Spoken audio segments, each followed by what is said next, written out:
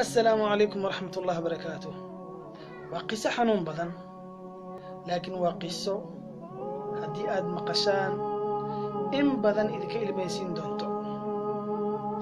ويلير يوهويدس أيا إسراعين ويلير يوهويدس أيا إسراعين هويدن ويلك وحي ودا إنay soo tusto aabihiisa oo meedah yani qabriga ku jiro inay soo tusto qabriga aabihiisa ay dhahdo war wakaasa aabaha ee ogow hooyadii waxa ay soo kaxaysatay maamu shaqeynaysa ama gabar u shaqeynaysa shaqaale u ahayd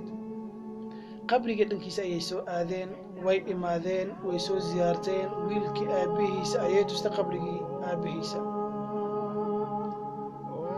wiilkii iyo hooyadii iyo shaqaaladii way soo laabteen intay jidka ku soo jireen ayaa hooyadii xanuunsatay oo hooyadii sakaraad gaartay hooyadiina ay dhimatay yaa waayo qofka u adkaysan karo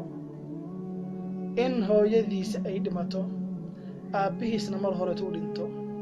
lianna wiilkan aabihiisa waxa uu dhintay asagoo caloosha ku jiro hooyadiisna waxay dhimatay markii uu jiray 6 sano xanuunkaas ayuu adkaystay xanuunkaas ayuu la qabsaday xanuunkaas ayuu nolosha adduunka waxa ugu noolaa 63 sano qofkaas waxa uu noqday boqorka adduunka waxa uu noqday rasuulka adduunka waxa uu noqday bashiirka adduunka waxa uu noqday nabi muhammad alayhi salatu wassalaam waa darsi waa cashar وحكمة ووقفة وفائدة قفكي مصيبك سوى وجهدو كنت سالق هذا النبي عليه الصلاة والسلام قفكي دبات كل سدرستو كنت سالق هذا النبي عليه الصلاة والسلام هالمرة نقول صلينا النبي عليه الصلاة والسلام اللهم صل وسلم وبارك على سيدنا محمد.